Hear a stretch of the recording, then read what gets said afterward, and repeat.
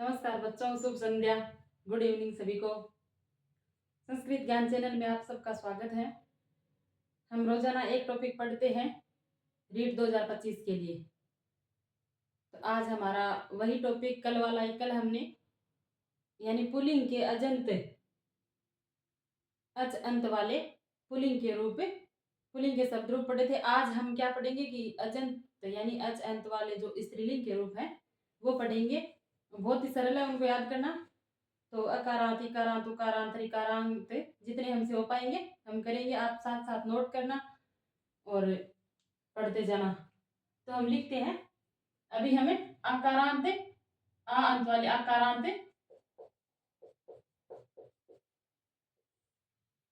आकारांत स्त्रीलिंग यानी रमा का रूप पढ़ेंगे। रमा को याद कर लेंगे तो लता का जो आ अंत वाले सारे जो स्त्रीलिंग के रूप है हम उसे बना सकते हैं। अब हम रमा का रूप लिखते हैं, मेरे साथ साथ आप भी लिखना। रमा, रमे, रमाहा। फिर लिखना है रमाम, रमे, रमाहा। रमाम, रमे, रमाहा। फिर तृतीया में लिखना है रमैया, रमाभ्याम, रमाभी, रमाभी। फिर चतुर्थी में हमारा रहेगा रमैया, यानी चतुर्थी में रहेगा रमायै, रमायै, रमाभ्याम, रमाभे। फिर पंचमी में रहेगा रमाया, पंचमी और षष्ठी का एक जैसा बनेगा, एक वचन का, रमाया, रमाभ्याम, रमाभे।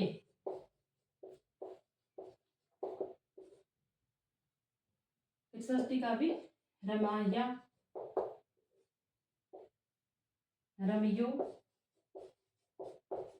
रमयो है, रमाणाम, रमा नाम। सप्तमी का हमारा रहेगा रमायाम, रमायाम, रमयो है, रमासु, रमासु। फिर हमारा संबोधन में रहेगा हे रमे, हे रमे। फिर यहाँ पर भी हे रमे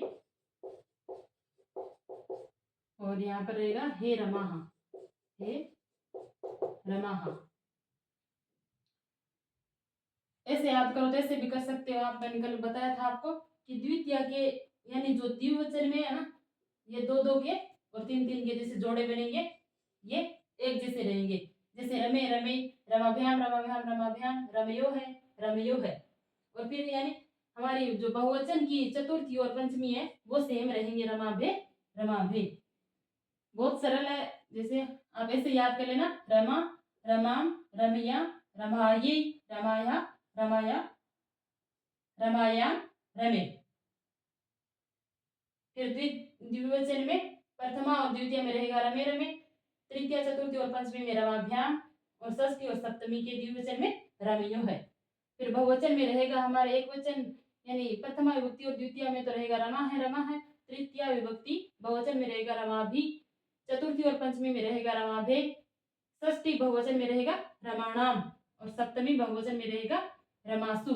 अगर हमने रमा का रूप याद कर लिया तो लता का हमें आसानी से बना सकते हैं। जैसे रमा की जगह हम लिख देंगे लता, लताम। द्वितीय के एक वचन में लताम और फिर तृतीय के एक वचन में लतया, लतायै, लताया है, लताया है, लतायाम। फिर संबोधन में हे लते। फिर यहाँ द्विवचन में प्रथमा और द्वितीय में रहेगा लते हैं, लते, लते, लताभ्याम, लताभ्याम, लताभ्याम, लतयो है, लतयो है। फिर बहुवचन में हमारा रहेगा लता है, लता है, लताभी, लताभे, लताभे, लता नाम। नाम नहीं करना है वहां पर, लता नाम, लता सु। इस प्रकार हमारा आकारांत स्त्रीलिंग का रूप, चाहे कोई भी स्त्रीलिंग आकारांत रूप आ जाए, रमा की तरह ही याद करना है। अगर आप रमा का रूप याद कर लोगे तो आपके आकारांत स्त्रीलिंग वाले सारे रूप याद रहेंगे। अब हमें इकारांत इकारांत स्त्रीलिंग का रूप पढ़ेंगे। जैसे मति, हम मति का याद कर लेंगे तो बाकी सारे इकारांत वाले स्त्रीलिंग के रूप हमें मति के जैसे कर सकते हैं। अब यहां पर करो इकारांत। मति का लिखते हैं, जैसे मति क्या है, यानी ऋस्व ई। मति का रूप लिखते हैं मति, ऋस्व ई रहेगा इसमें। जैसे मति है, फिर द्वितीय के एक वचन में रहेगा मतिम, फिर तृतीय में रहेगा मत्या,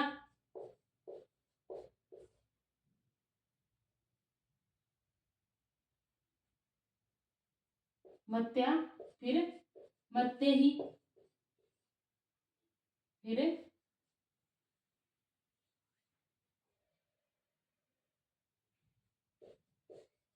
यहाँ पर विसर्ग आया क्या, तृतीया में विसर्ग नहीं आएगा। पंचमी और षष्ठी में रहेगा मत्या है और सप्तमी में रहेगा मत्याम। मति का जो रूप है विकल्प से पुल्लिंग में भी चलता है। जैसे हम यहाँ पर मत्या लिखा है, यहाँ पर क्या हो जाएगा, मत ये भी हो जाएगा। विकल्प से मत यानी चतुर्थी से चलेगा, यानी मैं मत ये, यहाँ पर जो मत्या है ये मते हैं और सप्तमी के एक वचन में रहेगा मतव। ये विकल्प से होते हैं, अगर विकल्प से आए तभी आपको करने हैं, नहीं तो वैसे ही रखने हैं। फिर द्विवचन में प्रथमा और द्वितीय का रहेगा मति है, मति दीर्घ ई, मति फिर मतिभ्याम, तृतीया के द्विवचन में तृतीया, चतुर्थी और पंचमी में सेम रहेगा मतिभ्याम। फिर षष्ठी और सप्तमी में रहेगा मत्यो है,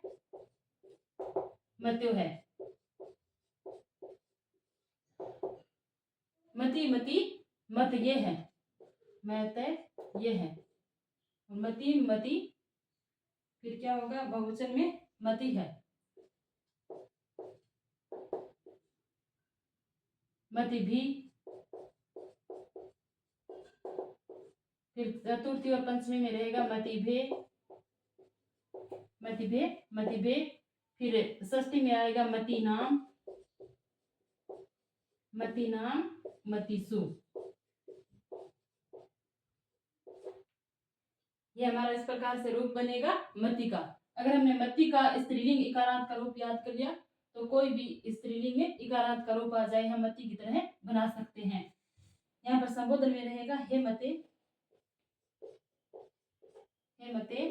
फिर द्विवचन में रहेगा हे मति और बहुवचन में रहेगा हे मतये। मति का आगे से याद करोगे, मति है, मतिम, मत्या, मत्ते है और बहु यानी विकल्प से मतये भी हो जाता है। मत्या पंचमी में मत्या है, मत्या है, मते हैं। फिर सप्तमी के एक वचन में मत्याम या मतव, ये विकल्प से बनते हैं। और द्विवचन के याद करने बहुत सरल है, यानी 2 एक जैसे, फिर 3 एक जैसे और फिर 2 एक जैसे। मतिभ्याम, मत्यो है।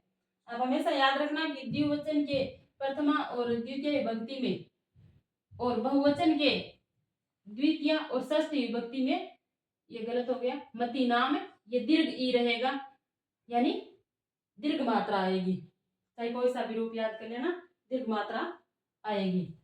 फिर हमें स्त्रीलिंग इकारांत के यानी दीर्घ ई के इकारांत के रूप पढ़ेंगे नदी के।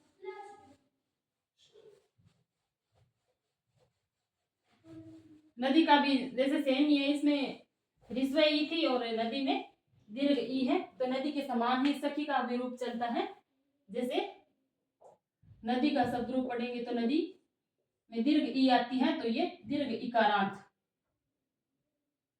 तो नदी का कैसे चलेगा, एक वचन में यानी नदी, नदी में नद्या,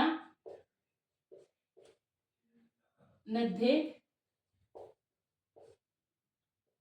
नद्या है, और षष्ठी में भी नद्या है, नद्याम। फिर हमारा संबोधन में होगा हे नदी।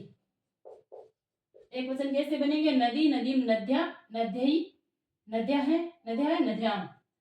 और इसमें क्या रहेगा? नद्यौ, नद्यौ,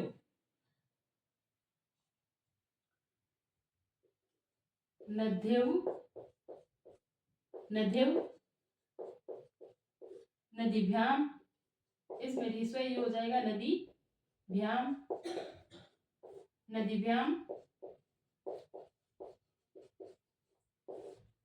तृतीया, चतुर्थी और पंचमी में नदीभ्याम रहेगा। फिर होगा हमारा नदो है, षष्ठी और सप्तमी में नदो है, नधो है।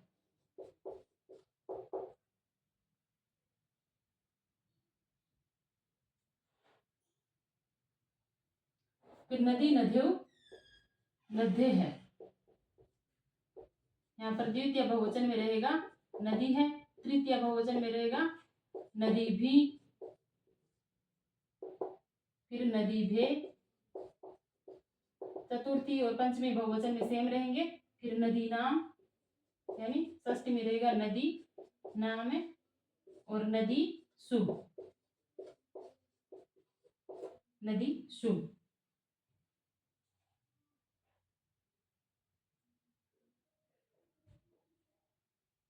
सॉरी, ये नदी दीर्घ ई बना है, तो ये सब में दीर्घ ई आएगा। आप याद रखना, गलती हो गई है थोड़ी सी। नदी, इसमें भी नदी भ्याम यानी दीर्घ ई रहेगा, तो आप इसको सही कर लेना। और यहाँ संबोधन में तो ऋस्व ही रहेगा। फिर यहाँ पर हे नद्यौ, हे नद्यौ, और हे नधे। दीर्घ इकारांत के शब्द सारे के सारे जो स्त्रीलिंग के रूप है वो नदी की तरह बनेंगे। जैसे सखी, अगर हमें ये आए यानी सखी, दीर्घ ई आए तो ये स्त्रीलिंग का रूप है, और सखी अगर ऋस्व ई आए तो ये पुल्लिंग का रूप है। और हमने कल बनाया था सखा, सखायम, सखाय, वैसे बनेगा। और दीर्घ ई आए सखी में तो ये नदी की तरह रूप बनेंगे। अब हम आगे बढ़ेंगे उकारांत के रूप।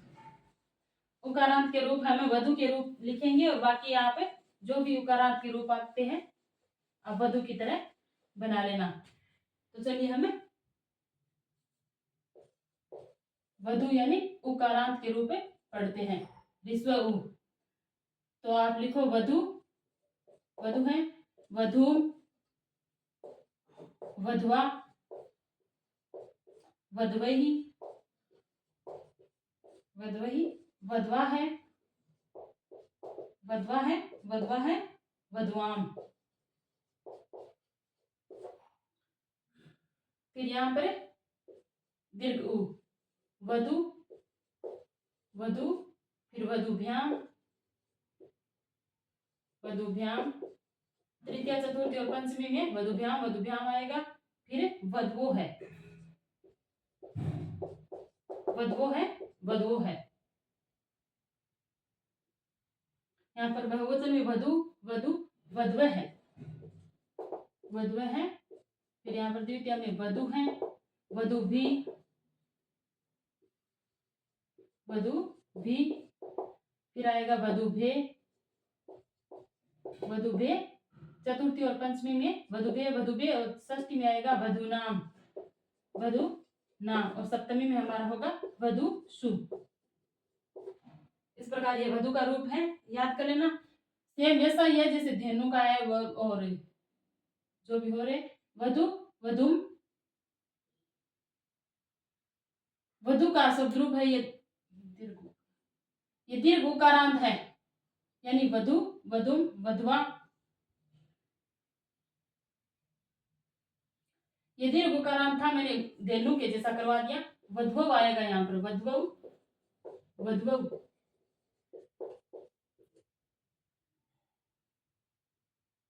वधु आएगा तो वहां पर भी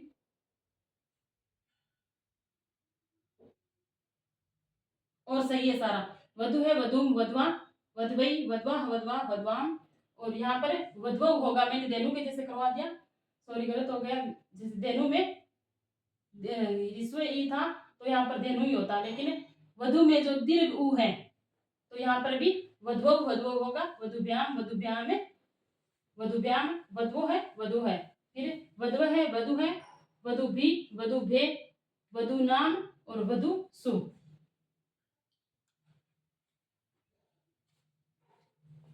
फिर ये थे एक आप पितृ का जैसे याद किया था वैसे ही मातृ शब्द रूप है स्त्रीलिंग का, उसको याद कर लो कि मातृ शब्द रूप है वो कैसे है।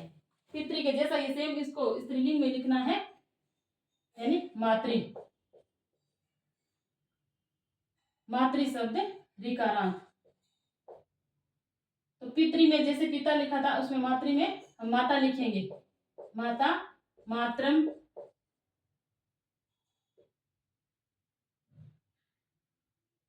माता मात्रम मात्रा मात्रे, फिर मातु है मातु है,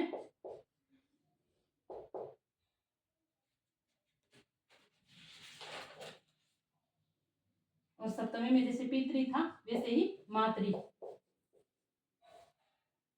यहाँ पर पितृ था उसी प्रकार मातृ मातृ मातृ। फिर यहाँ पर मातृभ्याम मातृभ्याम, तृतीया चतुर्थी और पंचमी में मातृभ्याम रहेगा। फिर यहाँ पर वहां पर पित्रो है था उसी प्रकार यहाँ पर मात्रो है मात्रो है मात्रो है। षष्ठी और सप्तमी के द्विवचन में मात्रो है मात्रो है, माता मातृ मात्र है। और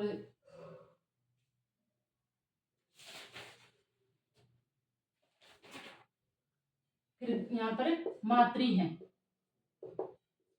फिर मातृभ्याम यानी मातृ भी, तृतीया के बहुवचन मातृ भी मातृ भे, चतुर्थी और पंचमी मातृ भे, यहाँ पर मातृ नाम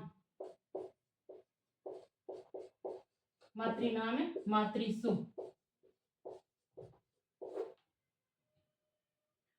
यहाँ पर द्वितीय के बहुवचन में और षष्ठी बहुवचन में मातृ नाम री है वो दीर्घ आएगा, इसे आप हमेशा याद रखना। अगर री ऐसे आता है तो गलत होगा, ऐसे आपका दीर्घ आएगा। इस प्रकार हमारे स्त्रीलिंग के रूप पूरे होते हैं। अब हम थोड़े से नपुंसकलिंग के देख लेते हैं।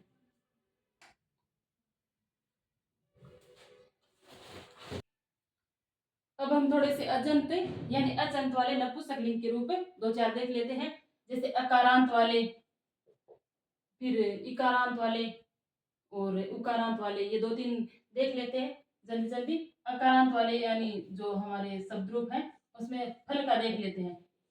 फल का रूप जैसे नपुंसकलिंग है वो प्रथमा और द्वितीय विभक्ति, प्रथमा और द्वितीय विभक्ति एक वचन द्विवचन और बहुवचन में चेंज होता है, बाकी सारा का सारा है वो पुल्लिंग के समान ही चलता है।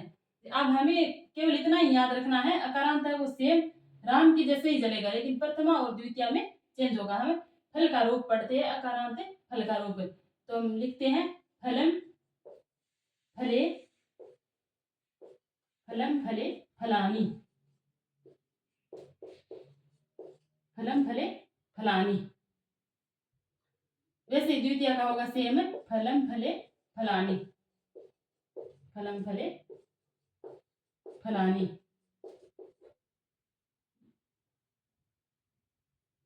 बाकी सेम पुल्लिंग के यानी पुल्लिंग जैसे राम का चल रहा था वैसे ही ये अकारांत नपुंसकलिंग का चलेगा। जैसे हमारा आया था तृतीय में रामेण, उसी प्रकार हम लिखेंगे फलेन। फलेन चतुर्थी में हमारा था क्या था रामाय, उसी प्रकार फलाय। पंचमी में था रामात, उसी प्रकार फलात। षष्ठी में फलस्य। हमारे सप्तमी में रामे था उसी प्रकार ये रहेगा फले। और यहाँ भी फलाभ्याम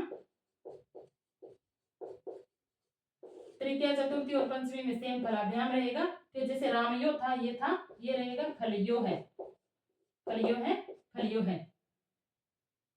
जैसे रमा भी रामई था, ये रहेगा फलई। फिर फलेभे, चतुर्थी और पंचमी में सेम रहेगा फलेभे। ये वो रामा नाम था, वैसे ही फलानाम, फलानाम है फलेशु। उसी प्रकार हमारा अकारांत का रूप फल के जैसा ही गृह का रहेगा। गृह का भी ऐसे ही होगा, ये दो रूप चेंज होंगे, वो सेम रहेंगे, बाकी पुल्लिंग के जैसा ही बनेगा। जैसे गृहम गृहे गृहाणी, गृहम गृहे गृहाणी।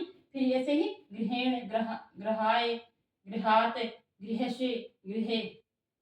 ऐसे ही हमारे अकारांत के सारे जो नपुंसकलिंग के रूप बनेंगे। उसी प्रकार हमें इकारांत का देख लेते हैं। इकारांत का हमारा वारी देख लेते हैं। वारी है वो नपुंसकलिंग का रूप है। इकारांत, इकारांत वारी का रूप। जैसे ये आप ध्यान से देखना, वारी,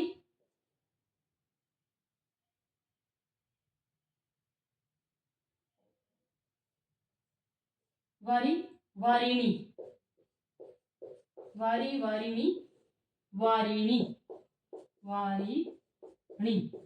फिर यही रहेगा वारी, वारिणी, वारिणी, वारिणी। हम यहाँ पर भी बोलने में वारिणी बोल रहे हैं, यहाँ पर भी वारिणी वारिणी वारिणी बोल रहे हैं। लेकिन आपको ये चीज ध्यान में रखनी है कि यहाँ पर जो वारिणी आ रहा है द्विवचन के प्रथमा और द्वितीय विभक्ति में, वो हमारा री क्या है, ऋस्व ई है।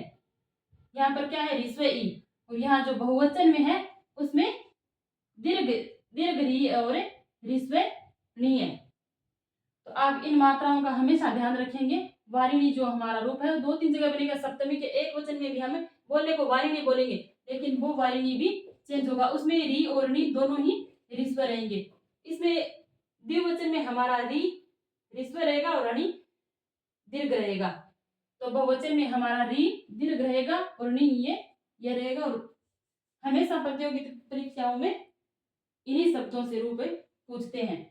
फिर हमारा सेम जैसे हरि का रूप था उसी प्रकार चलेगा। जैसे हरि का था हरिणा, उसी प्रकार वारी का हो जाएगा वारीणा। हरि का था हरिणे, उसी प्रकार है वारीणे। सेम हरि के जैसे ही चलेगा, केवल प्रथमा और द्वितीय में चेंज होगा वारीणे। जैसे पंचमी और षष्ठी में रहेगा वारीण है, वारीण है।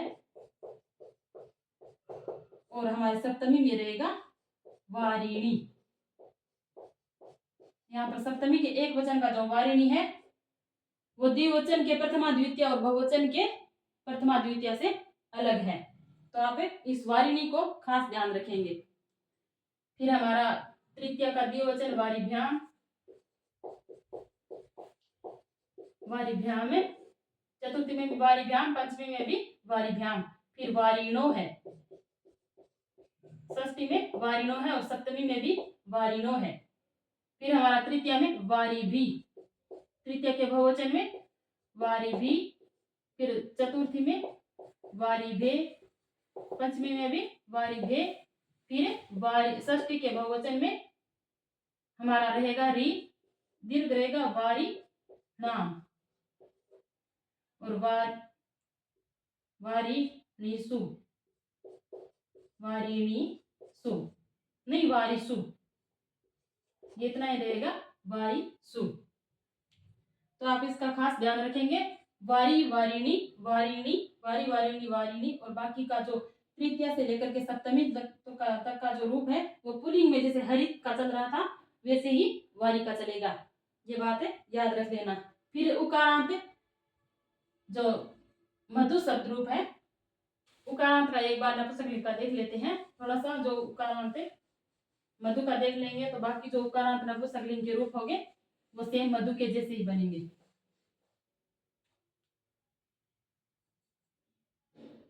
उकारांत मधु शब्द रूप, मधु।